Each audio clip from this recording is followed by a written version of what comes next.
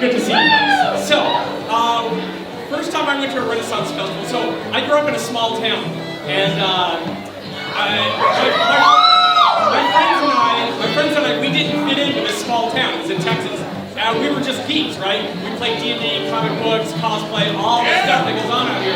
We didn't fit in. So when we knew there was a Renaissance festival, we were in. And we were really into this one comic that was called Elf Quest, which you guys surely wouldn't know. But it was these little barbarian elves, and that's what we went as, was little barbarian elves.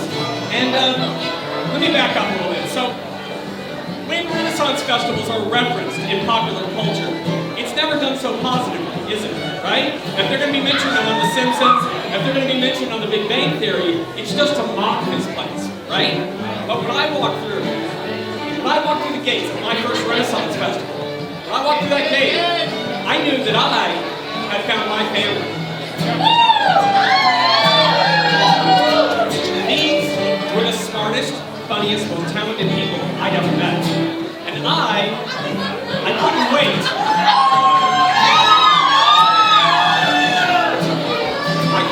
To start working at Renaissance festivals. I walked through the gates of a Renaissance festival at age 15, and by age 17, I was living in a van and traveling around juggling at Renaissance festivals. But I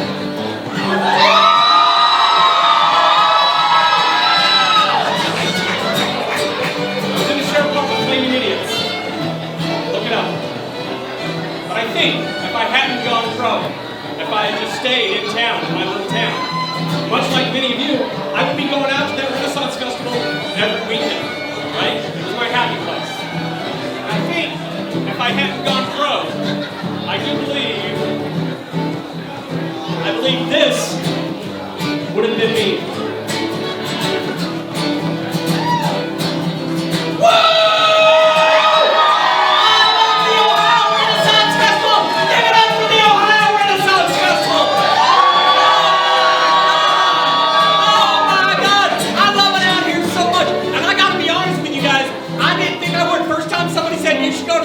Festival, I was like, I ain't going to no Renaissance festival. If I wanted to know about history, I would have completed high school. But I was wrong. See, I thought it was all going to be like Shakespeare and scented candles. Then I get out here, and the girls all have their breasts all pushed up, and there's icy cold beer, and I was like, man, this is like NASCAR. With scented candles. But now I'm looking out there, and some of you guys, you didn't come in costume today. Y'all, this is the best part. There are not many places in the world that will let you dress up and play along. A couple years back, I tried to go to Disney World dressed as Goofy. Not welcome.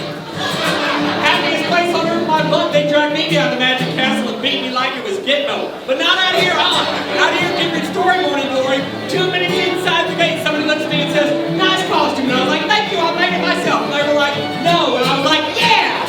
Then I held eye contact too long. They asked me to keep moving. But the point is, you gotta come in costume. And I know what you're saying. You're saying, well, that's all well and good, but we cannot make a costume that looks as good as yours. Yes, you can. Yes, you can. Here's what you do.